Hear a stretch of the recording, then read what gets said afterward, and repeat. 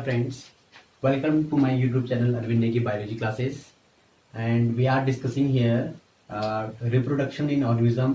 ये आपका 12th class का चैप्टर है और पिछले चैप्टर लेक्चर में हमने एसेक्सुअल रिप्रोडक्शन के बारे में बात की थी और एसेक्सुअल रिप्रोडक्शन के क्या क्या टाइप्स होते हैं इसमें भी हमने क्या की थी, बात की थी, डिस्कशन भी किया था। ठीक है, तो उसमें हमने जू स्पोर देखा था, हिप्नोस्पोर देखा था, है ना। ठीक है, और अकाइनेट्स देखे थे हमने उसमें। फिर हमने देखा था कि उसमें किस प्रकार से जो स्पोर्स का डेवलपमेंट होता है, कॉनिडिया हमने उसमें देखा था और उसमें ओइडिया भी हमने उसमें देखा था। ठीक है, तो वो बोर्ड एग्जाम के पॉइंट ऑफ व्यू से बड़े इंपॉर्टेंट क्या है, आपके टॉपिक्स हैं। ठीक है, अब जो आज का टॉपिक हमारा है वो है सेक्सुअल रिप्रोडक्शन के ऊपर हम क्या करेंगे, थोड़ा सा डिस्कशन करेंगे कि सेक्सुअल रिप्रोडक्शन में जो बेसिक कॉन्सेप्ट क्या होते हैं और बेसिक जो चीजें हैं उसके बारे में हम थोड़ा बहुत क्या करेंगे, डिस्कस करेंगे। ओके, तो सेक्सुअल रिप्रोडक्शन में आपको पहली बात पता होना चाहिए बेटा कि सेक्सुअल रिप्रोडक्शन के लिए गैमेट्स का बनना बड़ा जरूरी होता है। ठीक है ना, गैमेट का बनना।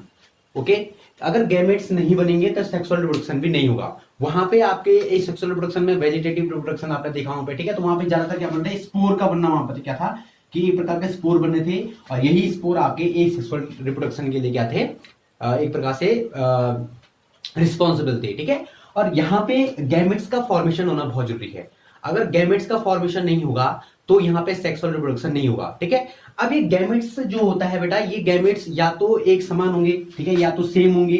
ठीक है, और या तो ये भी हो सकता है कि गैमेट्स क्या हो, थोड़ा डिफरेंट टाइप में हो। ठीक है ना, सेम और डिफरेंट में क्या अंतर है, देखो जैसे मान लीजिए जाए कोई गैमेट जो है, इनका शेप साइज क्या है, बिल्कुल सेम है, मॉर्फोलॉजिकल स्ट्रक्चर भी इनका सेम है ना। तो इस प्रकार से क्या होगा, ये गैमेट्स क्या हो जाएंगे, सेम हो जाएंगे। तो ऐसे गैमेट्स जो शेप साइज में बिल्कुल समान होते हैं, जिनका मॉर्फोलॉजिकल स्ट्रक्चर बिल्कुल समान होता है, उसको हम बोलते हैं क्या, आइसोगैमेट्स। ठीक है, ऐसे गैमेट्स को हम लोग बोलते हैं आइसोगैमेट्स। ठीक है, और जो गैमेट्स जो डिफरेंट होते हैं, जिनका शेप साइज स्ट्रक्चर बिल्कुल डिफरेंट होता है, उनको हम बोलेंगे हेट्रोगैमेट्स। क्या बोलते हैं उनको, हेट्रोगैमेट्स हम उनको बोलते हैं। ठीक है ना, अब जैसे आपने देखा होगा ह्यूमन बीइंग का, ठीक है ना, तो ह्यूमन बीइंग में आप लोग देखेंगे कि जो आपकी ओवा होती है वो नॉन मोटाइल होती है। ठीक है, उसका साइज क्या होता है, बड़ा होता है। ठीक है, जो ह्यूमन स्पर्म होते हैं उसका स्ट्रक्चर कुछ इस प्रकार से होता है। ठीक है, तो दोनों के दोनों स्ट्रक्चर आप लोग देख रहे होंगे तो बिल्कुल क्या है, डिफरेंट है।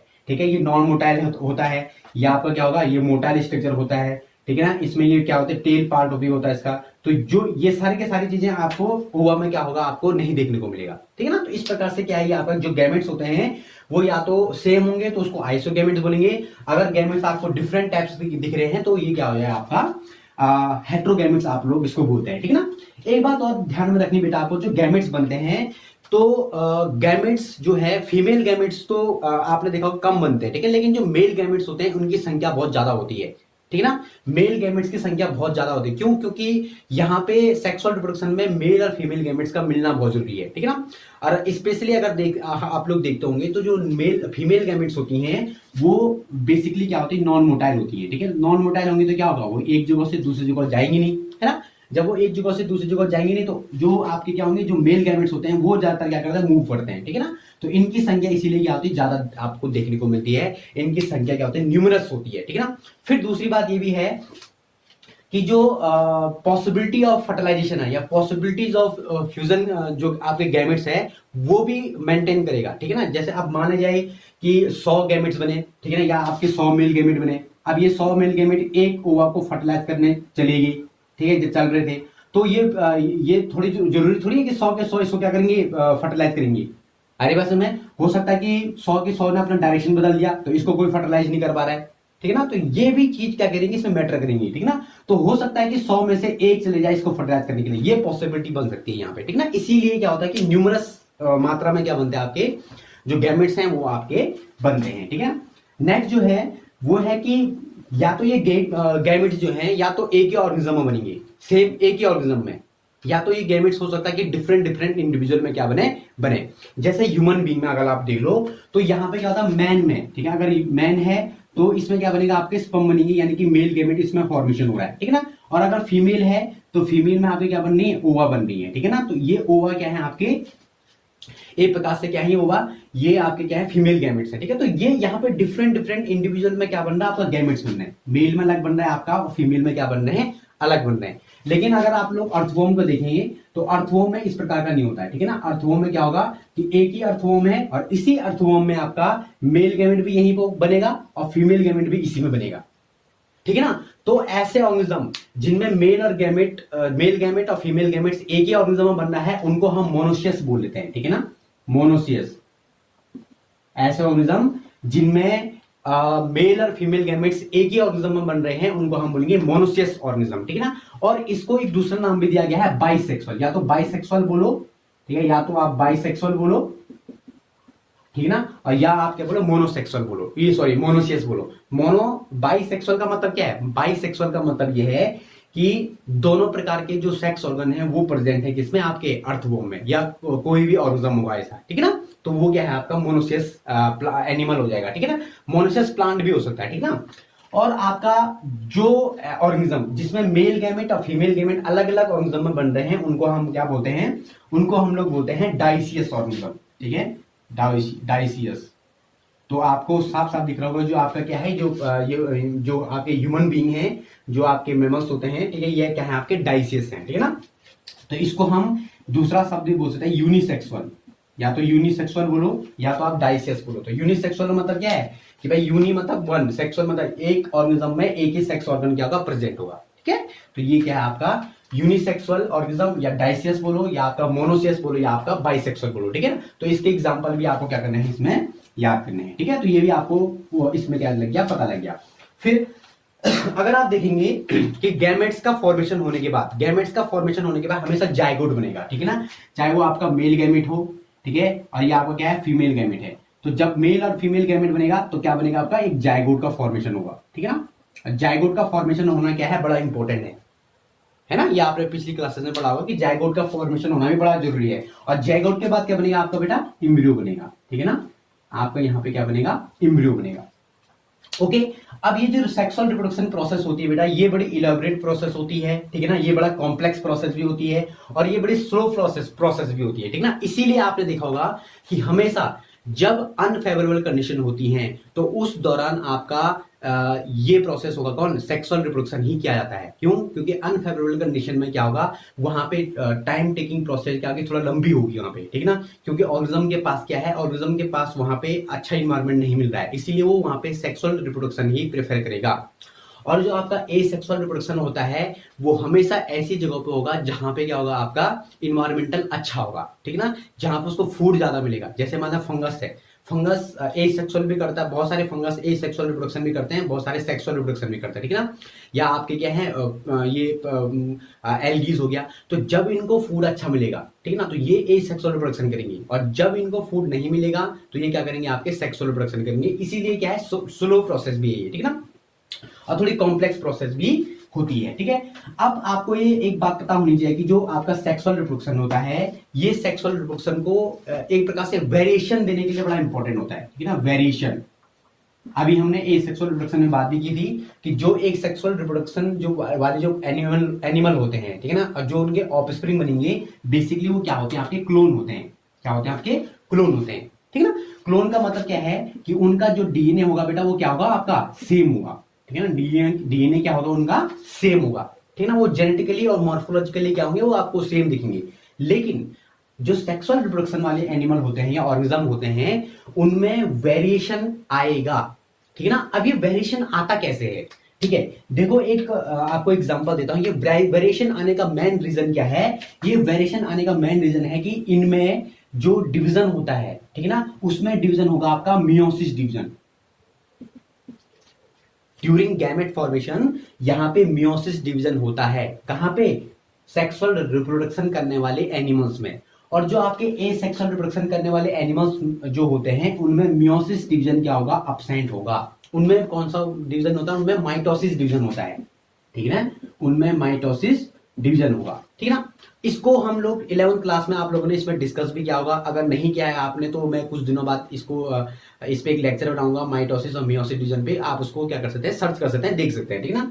लेकिन यहाँ पे आपको देखने वाली बात यह है कि जब भी मियोसिस डिवीजन होगा तो वहां पे एक चीज बड़ी इंपॉर्टेंट होती है बेटा, क्रॉसिंग ओवर।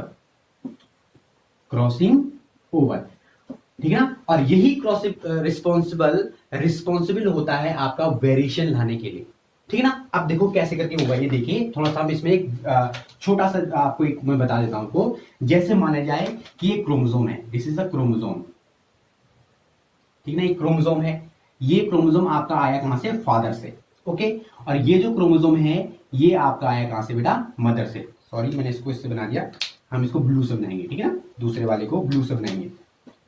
ये जो आपका क्रोमोसोम्स है, ये क्रोमोसोम आया कहां से आपका, ये आया आपका मदर से, ओके। ये आपका फादर से, ये आया आपका मदर से। अब क्या होगा बेटा, क्रॉसिंग ओवर में ये दोनों के दोनों क्रोमोसोम्स क्या हो जाएंगे, ये मिल जाएंगे। ये वाला जो हिस्सा दिख रहा है आपको क्रोमेटिड्स, ये वाला क्रोमेटिड दिखाई दे रहा है, ये वाला दिखाई दे रहा है आपको, ये दोनों क्या हो जाएंगे, जुड़ जाएंगे। और जुड़ने के बाद इनमें क्या होगा, क्रॉसिंग ओवर होगा। क्रॉसिंग ओवर में क्या होगा, यहाँ पे थोड़ा जीन का क्या होगा, एक प्रकार से क्या होगा, एक्सचेंज होगा यहाँ पे जीन, ठीक है ना। अब इससे क्या होगा, जो नया यहाँ पे गैमेट बनेगा, जो नया क्रोमोसोम बनेगा वो कुछ इस प्रकार से बनेगा। ये वाला पार्ट तो बिल्कुल सेम बनेगा इसका, ठीक है ना।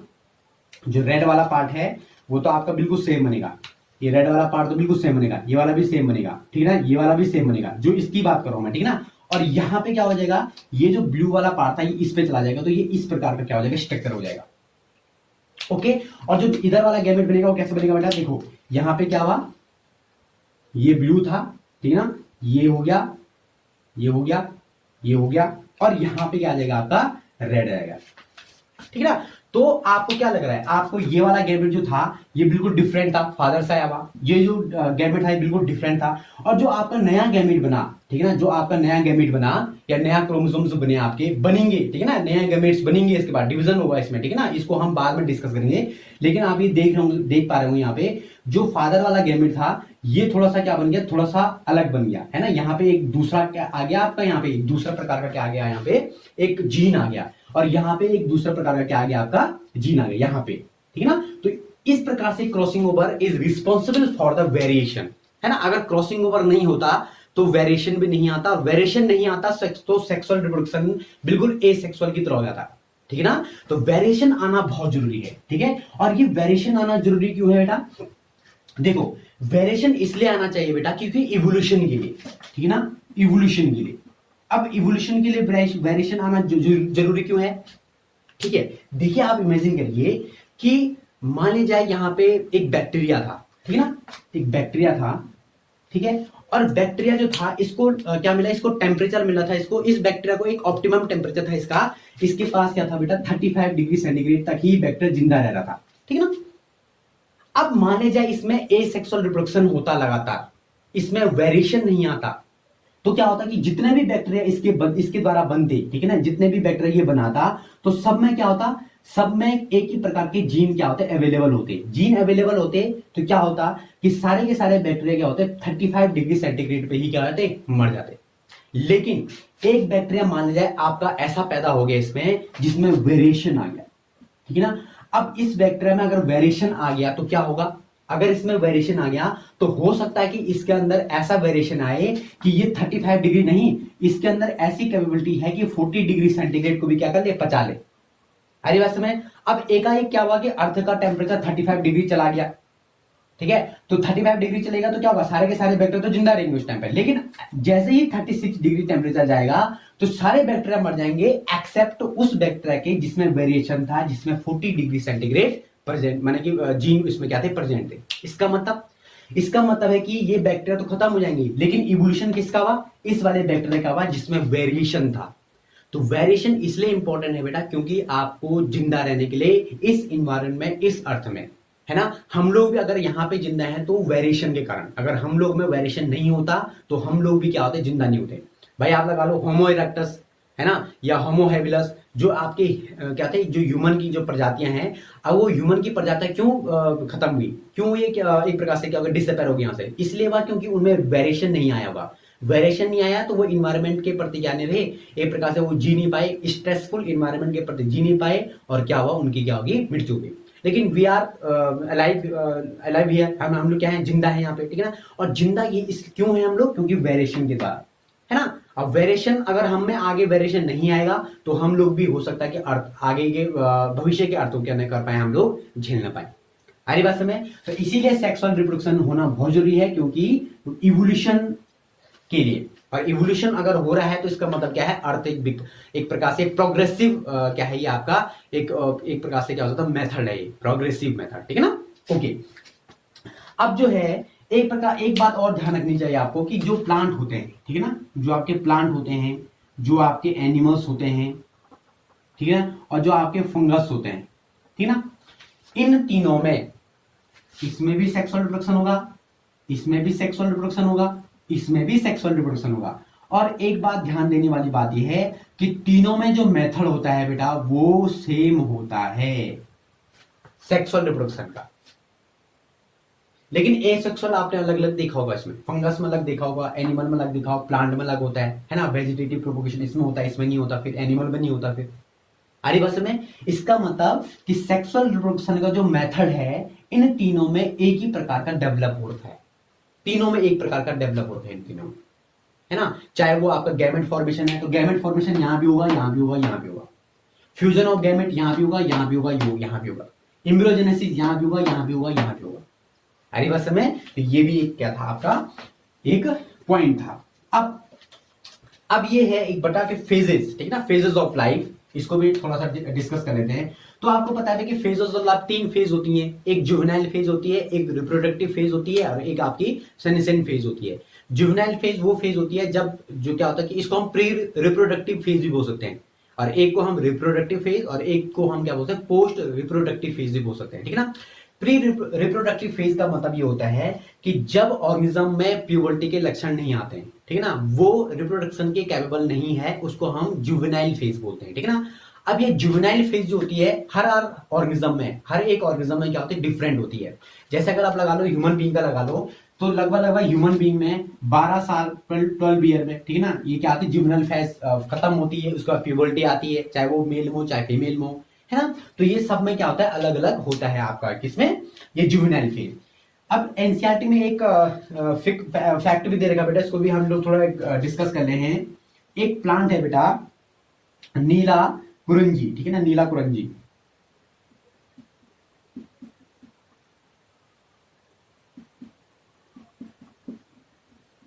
ठीक है ना। इसका जो साइंटिफिक नेम है वो है स्टोवलेंथस कुंथियाना,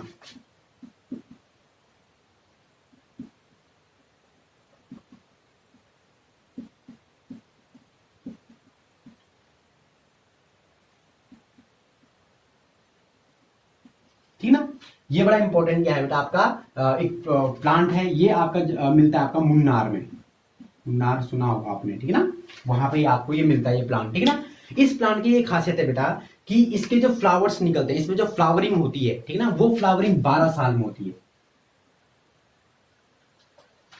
12 साल में एक बार इसकी फ्लावरिंग होती है ना। इसका मतलब क्या है, देखो फ्लावरिंग प्लांट में अगर हम फ्लावरिंग की बात करें ना तो फ्लावरिंग का मतलब ये है कि रिप्रोडक्टिव फेज का आना, ठीक है ना, रिप्रोडक्टिव फेज का आना, इसको हम क्या बोलेंगे फ्लावरिंग बोलेंगे, है ना। फ्लावरिंग आ रही है इसका मतलब किसी प्लांट में फ्लावरिंग आएगी मतलब रिप्रोडक्टिव पार्ट उसका ग्रोथ कर रहा है, तो रिप्रोडक्टिव पार्ट ग्रोथ कर रहा है, इसका मतलब क्या है कि उसमें क्या आ रही है प्यूबर्टी आ रही है, यानी कि उसमें क्या आ रहा है एक प्रकार से रिप्रोडक्टिव फेज आ रही है। तो नीला कुरंजी एक प्लांट है जो मुन्नार में मिलता है, स्टोबलेंथस कुंथियाना इसका एक वैज्ञानिक नाम है, साइंटिफिक नाम है, और 12 साल में एक बार क्या आता है बेटा इसमें फ्लावरिंग होती है। 2006 में, ठीक है, 2006 में इस प्लांट को वहां पे बोया गया था, तो 2018 में क्या हुई थी वहां पे फ्लावरिंग भी थी उस प्लांट को देखने के लिए, ठीक है ना, फ्लावरिंग भी थी वहां पे, बहुत जबरदस्त क्या होती फ्लावरिंग भी थी। यानी कि आप ये लगा लो कि जब तमिलनाडु कर्नाटक केरल वाला जो इलाका होता है वो पूरा उस टाइम पे ब्लू कलर के फ्लावर होते हैं, इस प्रकार से ब्लू कलर के फ्लावर होते हैं, तो पूरा का पूरा जो आपका क्या है वहां पे इलाका है वो पूरा का पूरा ब्लूइश कलर का वहां पे हो जाता है, ठीक है ना। आप लोग नेट पर इसको सर्च कर सकते हैं इस प्लांट के बारे में, और इसके ज्यादा डिस्कशन वहां पे कर सकते हैं आप लोग, ठीक है। तो ये बड़ा इंपॉर्टेंट है नीट के एग्जाम के लिए भी, या जो आपके जो कॉम्पिटेटिव एग्जाम होते हैं आपके लिए ये बड़ा इंपॉर्टेंट क्वेश्चन है यहाँ पे कि ये आ सकता है वहां पे कि नीलकुरंजी जो प्लांट है कहाँ मिलता है, तो मुन्नार में मिलता है, ठीक है ना। स्टोबिलंथस कुंथियाना इसका क्या साइंटिफिक नेम है, और 2018 में इसमें फ्लावरिंग हो चुकी है, ठीक है ना। ओके, अब आपने एक प्लांट तो जरूर देखा होगा बेटा, दूसरा बैम्बू, सुना है आपने, देखा आपने, सुना भी होगा देखा भी होगा, ठीक है ना, बैम्बू प्लांट के बारे में। अब ये जो बैम्बू प्लांट है बेटा इसकी जो फ्लावरिंग होती है वो 50 ईयर से 100 ईयर के बीच में एक बार होती है, आपने वैसे फ्लावरिंग देखी नहीं होगी बैम्बू में, लेकिन बैम्बू के प्लांट्स में 50 से 100 साल के बीच में, किसी में 50 में हो सकती है, किसी में 100 साल के बीच, इनके बीच में क्या होती है, फ्लावरिंग होती है, और एक ही बार फ्लावरिंग होती है। और फ्लावरिंग होने के बाद पूरा का पूरा जो बैम्बू प्लांट होता है वो खत्म हो जाता है। अरे बात समय ये ध्यान रखना बेटा कि जब एक बार फ्लावरिंग होगी तो उसके बाद पूरा का पूरा प्लांट क्या हो जाएगा, खत्म हो जाएगा, ठीक ना। वो मोनोकार्पिक प्लांट होते हैं कि जिनमें एक ही बार क्या होता है, फ्लावरिंग होती है, मोनोकार्पिक प्लांट बोलते हैं उनको, ठीक ना। ये भी ध्यान रखना आपको, मोनोकार्पिक ऐसे प्लांट जिनमें एक बार फ्लावरिंग होती है और फ्लावरिंग होने के बाद वो मर जाते हैं। जैसे आपने देखा होगा वीट का प्लांट, राइस का प्लांट, या आपका वो ये बैम्बू का प्लांट, बैम्बू हाउस है ना। वीट में देखा होगा आप, एक बार बोते हैं, फ्लावरिंग आती है, फल लगते हैं उस पर, वो उसका डेथ हो जाती है उसकी। या आप लोग बैम्बू हो गया, इसमें उगाया आपने इसको, इसकी फ्लावरिंग भी, ठीक है, उसके बाद ही क्या गया, मर गया। तो ये क्या होता है, इसमें फ्लावरिंग एक ही बार होगी, ठीक है ना। ओके, तो ऐसे को हम बोलते हैं मोनोकार्पिक प्लांट, ठीक है। एक पॉलीकार्पिक प्लांट भी होते हैं। पॉलीकार्पिक मतलब बार बार एक सीजन में आना, फ्लावरिंग आना। जैसे मैं आपने देखा होगा मैंगो, ठीक है ना, मैंगो फ्लावरिंग होती है, फिर आम निकलते उसके, फिर वो पेड़ मरता तो नहीं है ना, फिर अगले साल फिर फ्लावरिंग होती, फिर क्या निकलता है, आपके आम निकलते हैं। या आपने एप्पल देखा होगा, ठीक है, या आपने ऑरेंज का पेड़ देखा होगा, ठीक ना। तो ये सारे के सारे प्लांट जो होते हैं वो पॉलीकार्पिक में आते हैं। पॉलीकार्पिक का मतलब ये होगा कि ऐसे प्लांट जो क्या करते हैं, जिनमें फ्लावरिंग बार बार होती है, सीजनल होती है, उसको हम क्या बोलते हैं, पॉलीकार्पिक प्लांट भी बोलते हैं, ठीक है। तो ये समझ में आ गया ना। ओके, अब जो नेक्स्ट है आपका वो टॉपिक है आपका यहाँ पे, ये तो हमने किसमें, मोनोकार्पिक का, पॉलीकार्पिक आपको प्लांट्स में देखने को मिलेगा, ठीक है ना, ये प्लांट्स में देखने को मिलता है। इसी प्रकार का एनिमल में भी होता है बेटा, एनिमल्स में भी होता है, ठीक है ना। देखो, एक होती है आपकी मेस्ट्रुअल साइकिल, और एक होती है आपकी एस्ट्रस साइकिल, ठीक है ना। स्ट्रस साइकिल बोलते हैं इसमें, स्ट्रस साइकिल, ठीक है ना। अब देखो, ये मेस्ट्रुअल साइकिल है, स्ट्रस साइकिल क्या है, देखो बेटा कि जैसे ये मंकी हो गया आपका,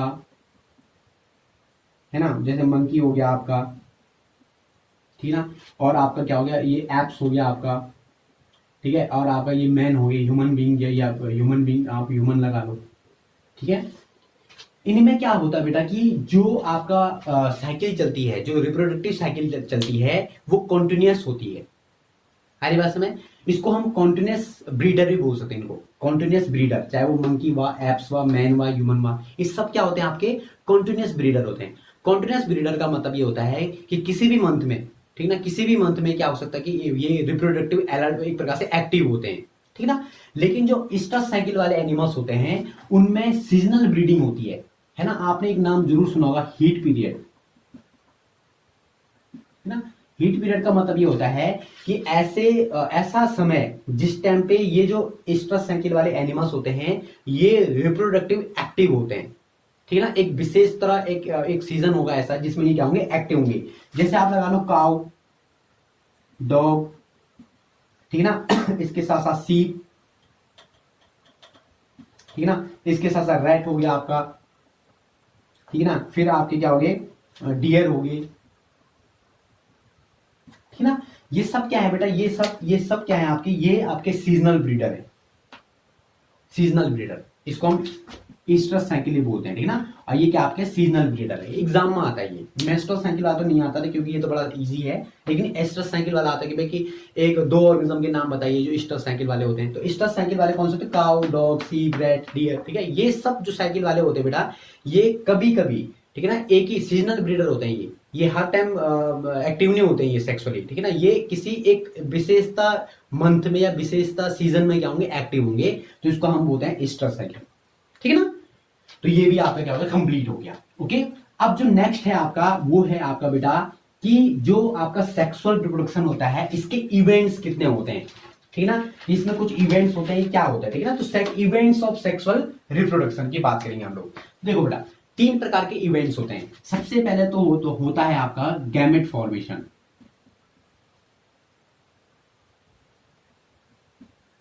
ठीक है। दूसरा होता है आपका fusion of gametes,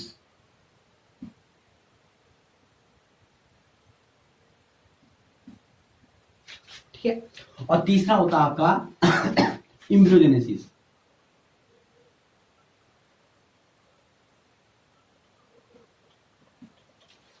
okay, gamete formation को आप एक और नाम बोल सकते हैं pre fertilisation stage. Pre fertilisation, इसको आप बोल सकते हैं फर्टिलाइजेशन स्टेज, और इसको आप लोग बोल सकते हैं पोस्ट फर्टिलाइजेशन स्टेज। ठीक है, फर्टिलाइजेशन, पोस्ट फर्टिलाइजेशन स्टेज। तो इनको इस नाम से भी हम लोग जान सकते हैं, pre fertilisation, fertilisation, post fertilisation. Pre fertilisation मतलब गैमेट का फॉर्मेशन होना, गैमेटोजेनेसिस इसको बोलते हैं।